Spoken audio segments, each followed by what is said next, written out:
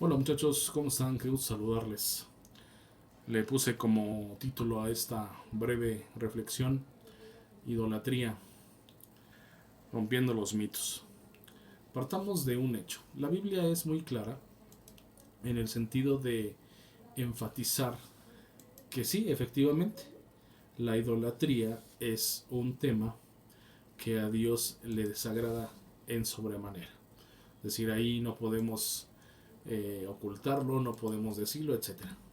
Una de las broncas que tenemos como creyentes o como evangélicos, si tuviera que este, ubicarnos para entender un poquito más a fondo este tema, es que creemos que la idolatría tiene que ver exclusivamente como algo que tiene inherente únicamente de la Iglesia Católica. No hay realmente nada más cerrado que esto, porque a las pruebas me remito.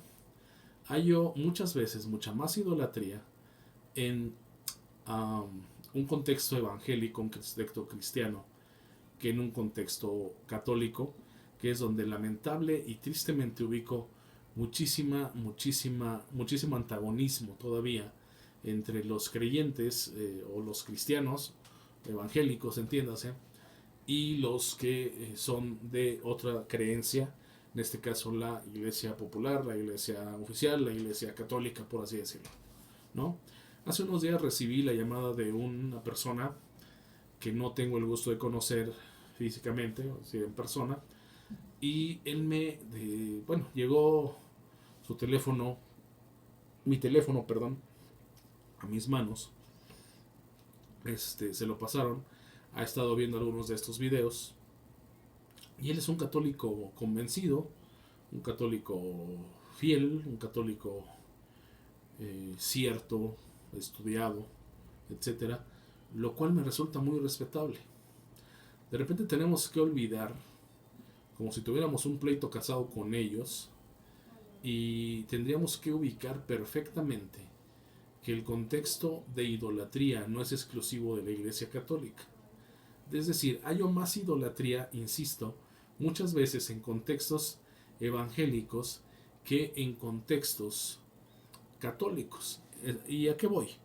1 Tesalonicenses 1:9 dice: pues ellos mismos cuentan acerca de vosotros, de la acogida que tuvimos por parte de vosotros, y de cómo os convertisteis de los ídolos a Dios para servir al Dios vivo y verdadero. Fíjate, si esta fuera la situación, no ubico nunca en los evangelios que Jesús estuviera duro y duro y duro y duro, como algo que echarle a la cara, el hecho de que crean o no. Te tengo noticias. El problema en sí es que nosotros somos demasiado miopes muchas veces y nos vamos literal a lo que dice Levítico 26:1 sin ubicar contextos y sin ubicar dimensiones, dándole el peso correcto a cada palabra. Dice: no os haréis ídolos, ni os levantaréis imagen tallada, ni pilares sagrados, ni pondréis en vuestra tierra piedra grabada para inclinaros, porque yo soy el Señor vuestro Dios. Es decir, no os haréis ídolos, ni os levantaréis imagen tallada. ¿Qué es a lo que voy? El tema, muchachos, no es en sí la imagen como tal.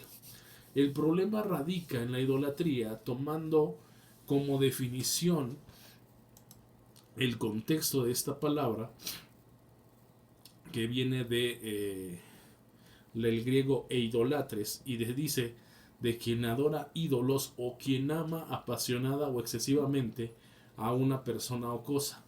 Es decir, el problema no es la imagen en sí.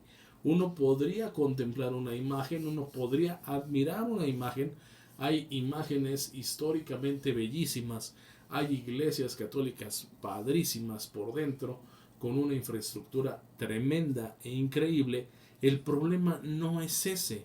El problema es cuando nuestra fe la ponemos por encima de Dios en esa situación o en esa imagen o en esa estampa o en lo que quieras y mandes. Ahora, no es un contexto exclusivo para atacar, porque ni siquiera creo que sea la estrategia que Dios nos llamó a seguir, a la Iglesia Católica, sino para ubicar que nosotros podemos estar en idolatría.